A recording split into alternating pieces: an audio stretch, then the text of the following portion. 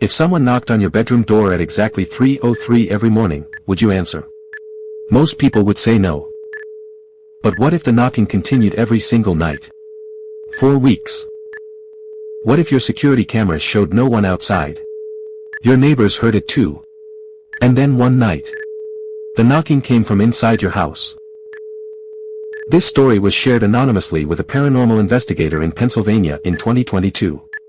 While some names have been changed for privacy, the events remain exactly as they were described. Whether you believe in ghosts or not, you'll probably check your hallway tonight before going to bed. Michael Carter never believed in the supernatural. At 34 years old, he worked as a home insurance adjuster in Pittsburgh. His job required facts, evidence, measurements, photos. There was no room for ghosts, or demons, or curses. His wife, Emily, often joked that Michael would ask a ghost for proof of identity before believing it existed.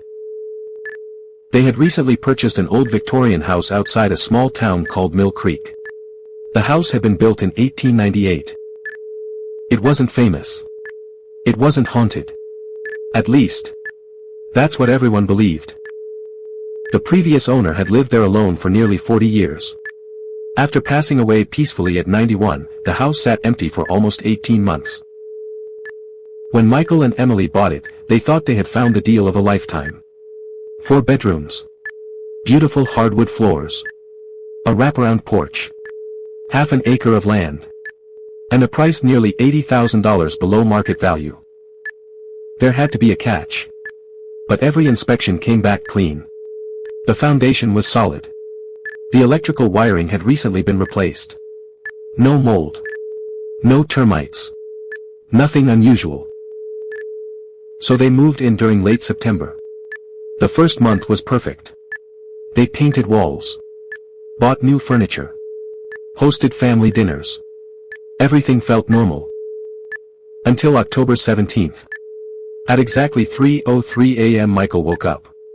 Knock. Knock. Knock. 3 slow knocks.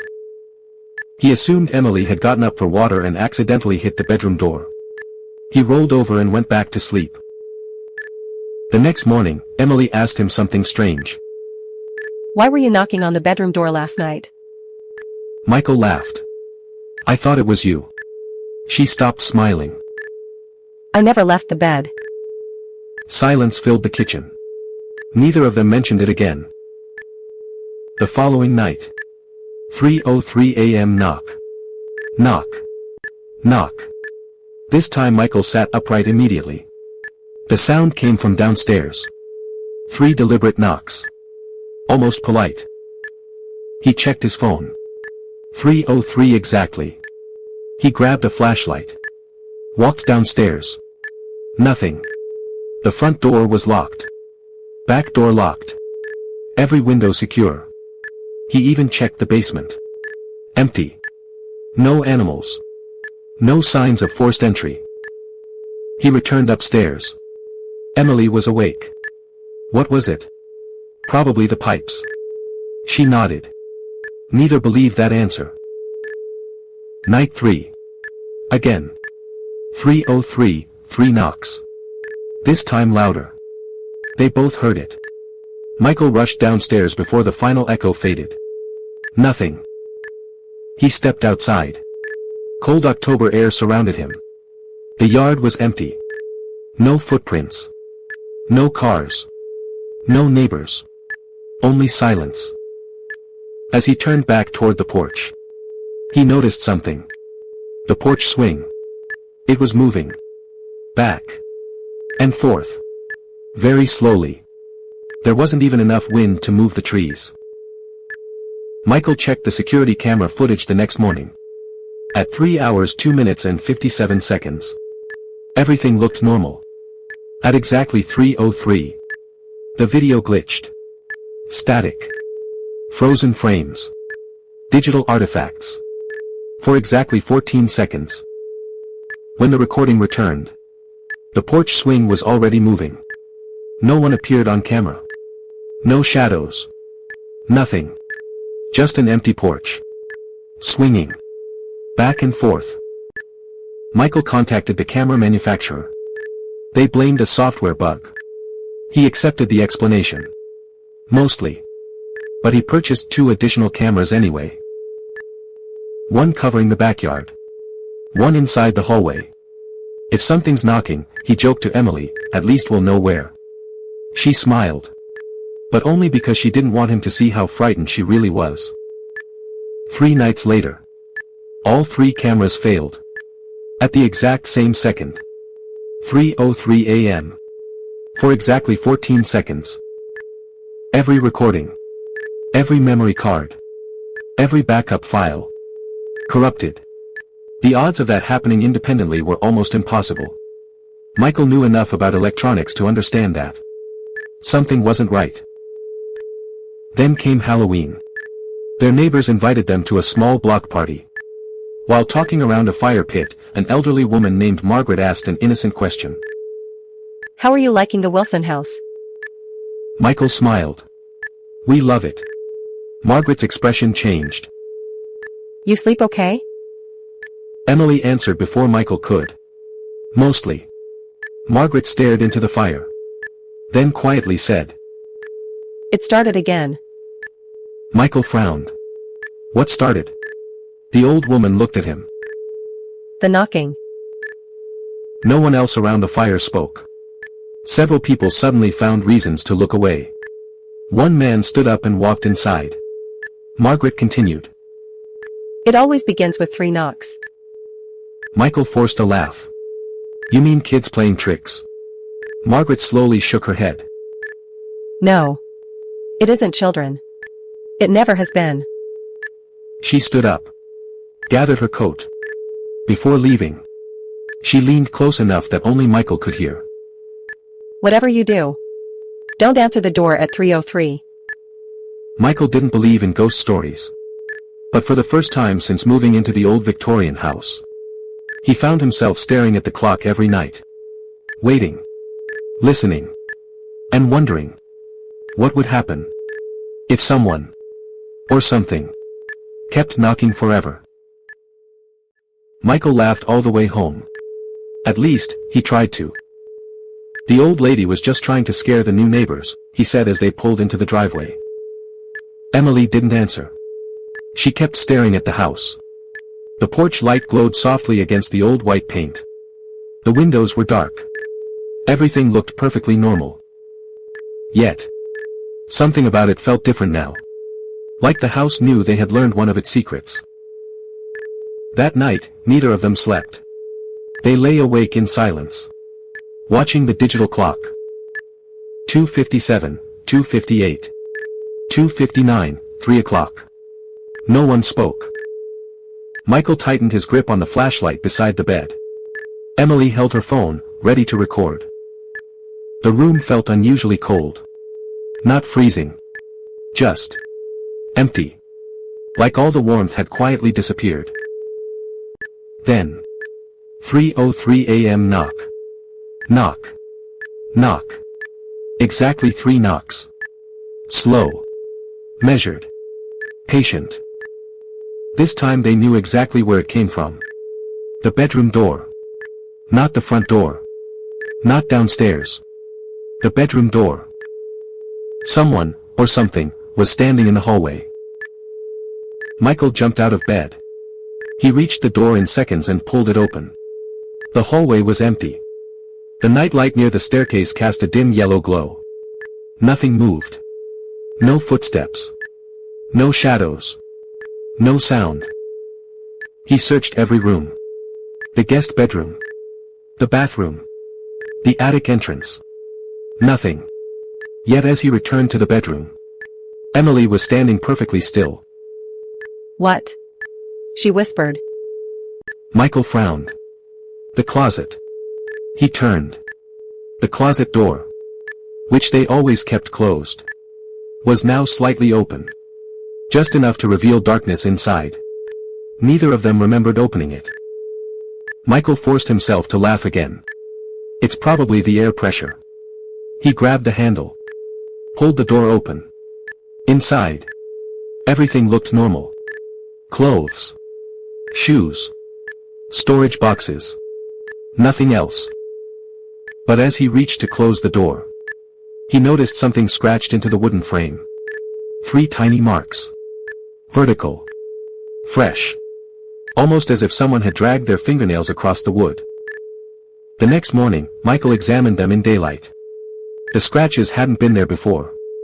He was certain. The paint around them was splintered. Raw wood showed beneath. Emily quietly took a photograph. Neither mentioned it again. Instead, Michael drove to the town library. If the Wilson house had a reputation, he wanted facts. Not ghost stories. The librarian, a woman named Susan, smiled politely as he explained the address. Her smile faded almost immediately. I was wondering when someone would ask. She disappeared into a back room. Several minutes later, she returned carrying a stack of dusty newspaper archives. Most dated back more than 50 years. The first article was from October 1961. Local family reports mysterious nocturnal disturbances. Michael skimmed the page. The family claimed they heard knocking every night shortly after 3 in the morning. Police investigated. No evidence of trespassing. No suspects. Case closed. The second article came from 1978. A retired schoolteacher reported hearing someone knocking on every bedroom door inside the house.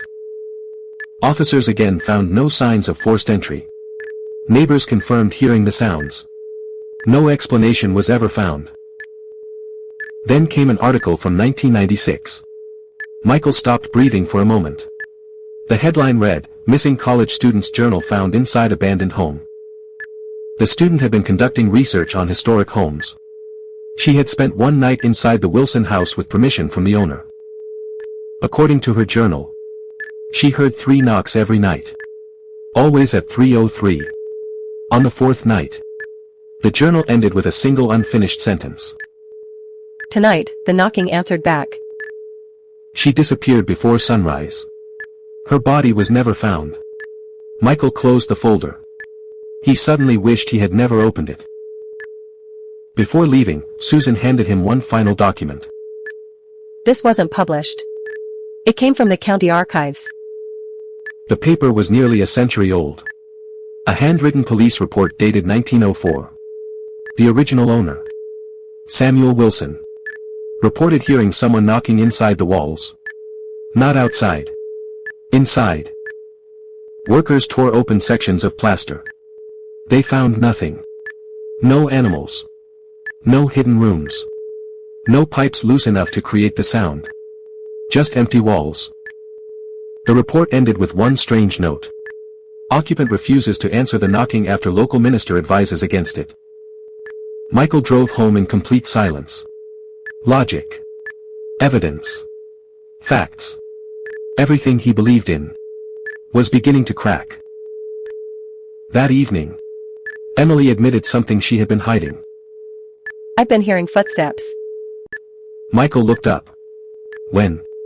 Every afternoon. What kind of footsteps? They stop outside the bedroom.